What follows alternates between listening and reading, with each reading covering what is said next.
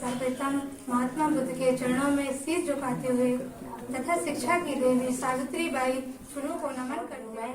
Education and empowerment Fatima also devoted Jyotiba Rai Phule के साथ मिलकर उन्होंने महिला शिक्षा के लिए काम किया। सर्वप्रथम महात्मा बुद्ध के चरणों में शीश झुकाते हुए तथा शिक्षा की देवी सावित्रीबाई फुले को नमन करते हुए पंचशील ध्वज को नमन करते हुए तथा हमारे महान पूर्वजों को नमन करते हुए तथा यहाँ आए समस्त व्यक्तियों को हृदय से अभिनंदन करते हैं।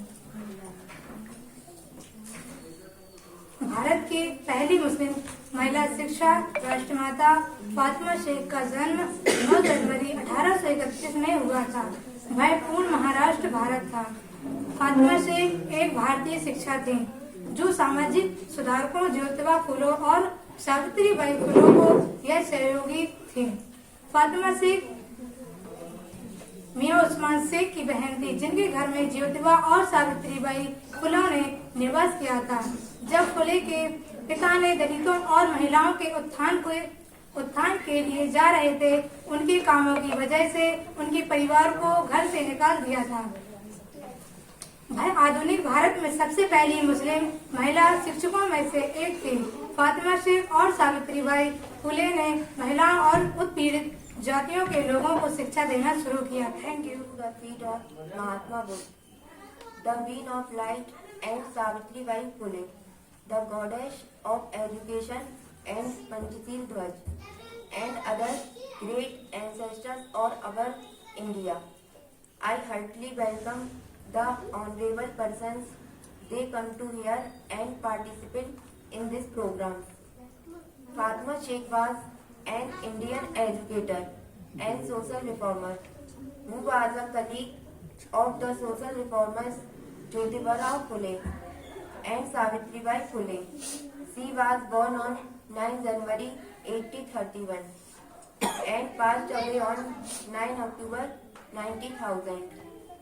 Sheikh is widely considered to be India's first Muslim woman teacher.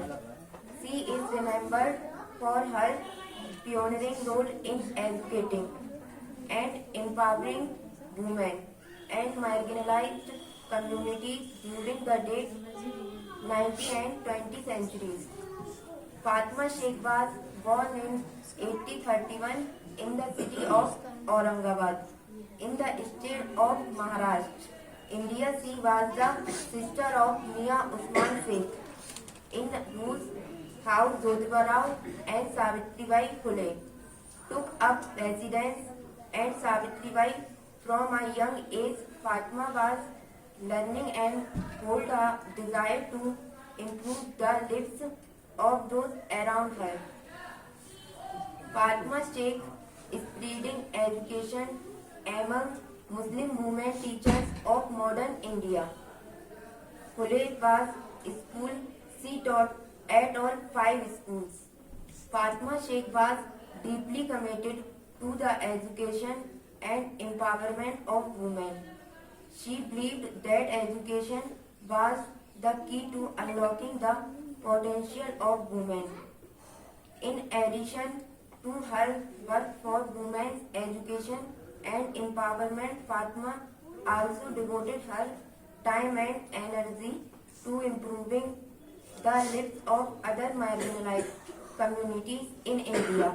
She worked with Dalit communities to see improve their living conditions and access to education, and was an early supporter of the Indian independence movement. Thank you. सारी देवी सावित्रीबाई फुले को नमन करते हुए, पंचशील ध्वज को और हमारे महान पूर्वजों को नमन करते हुए आए हुए समस्त व्यक्तियों का हृदय से अभिनंदन करती हूँ। आज मैं आपके सामने ज्ञान की ज्योति सावित्रीबाई फुले और इस क्रांति ज्योति महिला के संबंध में कुछ विचार रखना चाहती हूँ। सर्वप्रथम मैं उन्हें नमन करना चाहती हूँ क्योंकि आज उन्हीं की वजह से हम सभी को शिक्षा का महत्व पता है, क्योंकि उन्हीं की वजह से आज मैं यहाँ खड़े होने के योग्य बन पाई हूँ। अगर वो ना होती तो शायद मेरी तरह और भी लड़कियाँ सिर्फ घर की 4 दीवारी में चूल्हा चौका करके अपना जीवन गुजार देती। हर साल, जैसा कि हम जानते हैं, हर साल हमारे देश में 3 जनवरी को हमारी पहली शिक्षिका, महान समाज सेविका और नारी मुक्ति आंदोलन की प्रेरणा सावित्रीबाई फुले जयंती मनाते हैं। कम उम्र में उनका विवाह होने के बाद इनके पति ने इन्हें पढ़ना लिखना सिखाया, महिला शिक्षा का महत्व बताया। सावित्रीबाई फुले को पहली महिला टीचर भी कहा जाता है। उन्होंने महिला सशक्तिकरण के लिए अपना पूरा जीवन समर्पित कर दिया। उन्होंने अपने पति महान समाज सुधारक ज्योतिबा राय फूले के साथ मिलकर उन्होंने महिला शिक्षा के लिए काम किया। जब समाज में महिलाओं का पढ़ना प्रतिबंध हो गया था, तब उन्होंने 1848 में महाराष्ट्र के पुणे में प्रथम बालिका विद्यालय की स्थापना की थी और उन्होंने स्वयं प्रथम शिक्षा के रूप में कार्य किया। उन्होंने महिला शिक्षा के लिए एक के बाद एक स्कूल शुरू किए और पर उनकी क्रांतिकारी विचारों का विरोध हुआ, पर वो बिल्कुल भी नहीं डगमगाई, ना ही वो पीछे हटी।